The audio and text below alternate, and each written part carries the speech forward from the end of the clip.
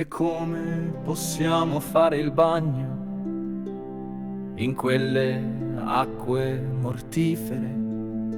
Come possiamo essere felici quando sotto ai nostri occhi galleggiano cadaveri?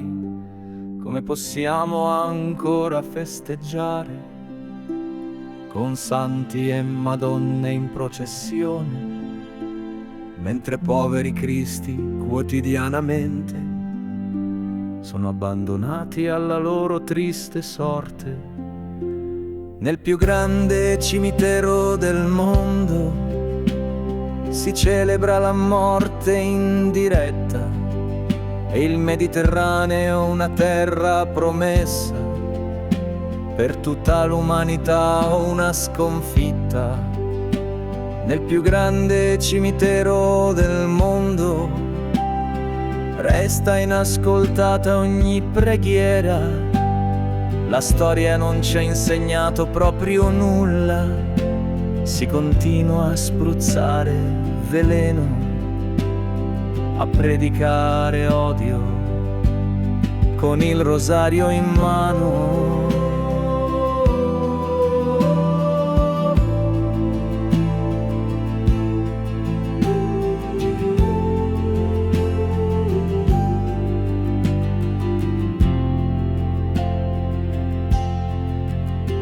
Ci sarà per tutti il giudizio ed ognuno pagherà il suo prezzo.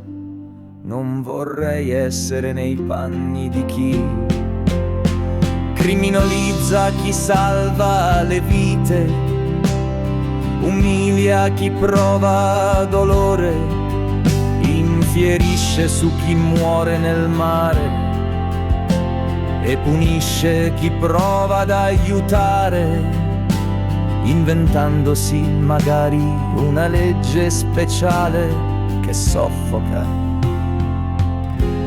ogni forma d'amore.